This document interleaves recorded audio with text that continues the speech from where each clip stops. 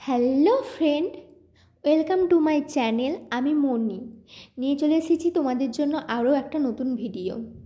এই যে দেখতেই পেলে আমি রেডি হচ্ছি। আসলে আমি কালকে মাসি বাড়ি থেকে বাড়ি আসছিলাম, তার জন্য একটু রেডি হয়ে যাচ্ছিলাম। তেমন কিছু করিনি, ফেসটা একটু ময়শ্চারাইজার লাগিয়ে নিয়ে ঠোঁটটা একটু লিপস্টিক লাগিয়ে একটা টিপ পরে নিয়েছিলাম। আর এই যে আমি এখানে গান করতে করতে রেডি হচ্ছিলাম, যেটা আমার সারা জীবনের অভ্যাস। আয়নার সামনে দাঁড়ালে আমাকে নাচ গান সব কিছু একসাথে করতে হবে। তারপরে যে আমি আমার চুলটা বেঁধে নিচ্ছিলাম। আমার চুলটার খুব খারাপ অবস্থা হয়ে গেছে গাইস। বাড়ি যে কিছু একটা প্ল্যান করতে হবে, চুলটার কিছু একটা করতে হবে, মানে কিছু একটা গতি করতে হবে বেচারার। দেখতে পাচ্ছ চুলটার অবস্থা। আমিও ভাবিনি যে আমার আগের চুল আর এখনের চুল মানে এতটা পরিবর্তন হবে। তারপরে যে ঠাম্মা আমার সাথে কথা বলতে আসছিল, বলছিল যে এতদিন ছিল, এবারে চলে যাবে, মনটা খারাপ হয়ে যাচ্ছে এরকম বলছিল। যাই হোক, চুলটা আমি গুঁড়িয়ে নিলাম। তারপর এখানে সোয়েটারটা পরে নিচ্ছিলাম। শীতকাল মানে সোয়েটার পরতেই হবে। আর তাছাড়া এদিকে বনের রাস্তা, তো বনে আরেকটু মানে বনের রাস্তা দিকে গেলে আর একটু বেশি শীত করে, তাই আমি সোয়েটারটা পরে নিয়েছিলাম। দিয়ে মাকে কিছু একটা বলছিলাম। আর এই যে আমি এখন এরকমভাবে বসে আছি, কিছু একটা ভাবছিলাম তখন। তারপর মাসিমণিকে, মেসোমশাইকে সবাইকে প্রণাম করে নিচ্ছিলাম। আর এই যে দেখো, এখানে আমি আমার দাদাকে প্রণাম করছি আর আমার দাদা আমার প্রণাম নেবে না, দিয়ে দুজনে একটু কিছুক্ষণ ছুটোছুটি করছিলাম। এটা আমার সব দাদাদের সাথেই হয়, শুধু বড়দাই আমার প্রণাম নেয়, বাকিরা কেউ আমার প্রণাম নেয় না, সবাই এরকম ছুটোছুটিই করে। তারপর যাই হোক, সবার সাথে প্রণাম করে সবার সাথে কথাবার্তা বলে বেরিয়ে পড়েছিলাম। একটু মন খারাপ হয়ে গেছিলো। আর এই জায়গাটা দেখো কি সুন্দর লাগছে, তাই না? জলের মাঝখানে একটা ছোট্ট দ্বীপ, সেখানে একটা ছোট্ট গাছ, খুব সুন্দর লাগছে, তাই না? আর এই যে এই জায়গাটা দেখো, অর্ধেকটা রাস্তায় এরকম। আমরা যাওয়ার সময় পুরো লাল ধুলোয় ভর্তি হয়ে গেছিলাম, আসার সময় একই অবস্থা। আর এই যে মামা বাড়িতে দাঁড়িয়ে আমার এই অবস্থা হয়েছিল।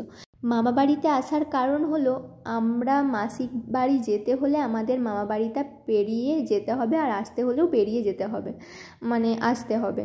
তাই দেখা করে যাচ্ছিলাম। তো এখানে এসেই দাদুভাই দিদাকে প্রণাম করে নিয়েছিলাম। দিয়ে দেখি দিদা হচ্ছে দুধ পুলি পিঠে করে রেখেছিল, সেটা খেয়ে নিয়েছিলাম। সেদিন তো নিরামিষ ছিল, সরস্বতী পুজোর আগের দিন। তো আমার জন্য নিরামিষ করেছিল আর বাবাদের জন্য আমিষ করেছিল। তা আমি এখানে দুধ পুলি পিঠেটা খেয়ে নিয়েছিলাম, দিয়ে ভাত খাওয়া দাওয়া করেছিলাম, যেটা ক্যাপচার করতে ভুলে গেছি।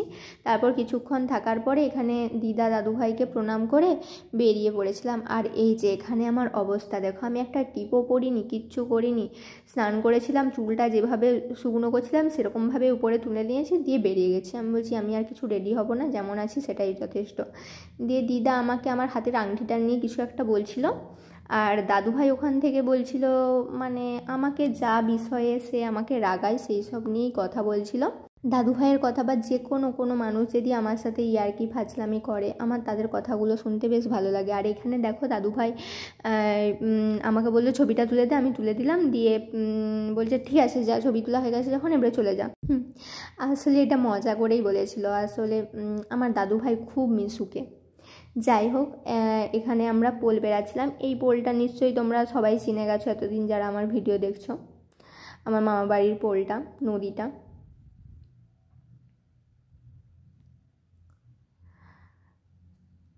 আর নদীটার দেখো জলটা প্রায় শুকিয়েই এসেছে।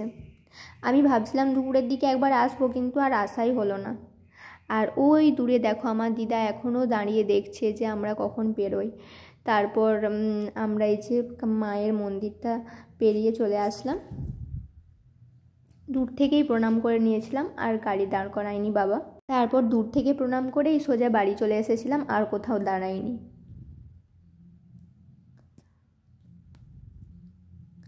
এখানে একটু আমি আমার বাবার সাথে মজা করছিলাম, যেটা আমার আর বাবার সারা জীবনের কাজ। মানে আমি আর আমার বাবা কোনোদিন মজা না করলে হয় না। আর এই যে এখানে আমি বৌদিকে বলছিলাম, দেখো হ্যালো গাইস, আমি বাড়ি চলে এসেছি, দেখো এখন আমার অবস্থা। ঠিক আছে, আর দেখতেই পেলে আমার অবস্থাটা। একটু পরেই আমি হচ্ছে রেডি হয়ে গিয়েছিলাম পার্লারের জন্য। পার্লার যাচ্ছিলাম আমার চুলটার কোনো একটা গতি করার জন্য। চুলটার যা অবস্থা, না হচ্ছে বড় আর না ওরকম ড্যামেজ হয়ে রয়ে গেছে।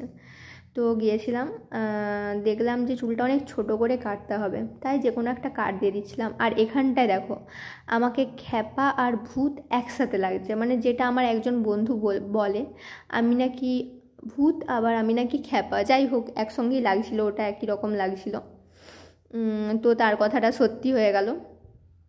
আবার বলেওছে পরে হয়তো আরও অনেক কিছু বলবে, মানে আমি আর কি মানুষ ভূত আর খ্যাপা থাকা সত্ত্বেও আর কি সেটা আমাকে বলবে। আর ওই যে দেখতে পেলে আমার কাটা চুলগুলো পড়েছিল।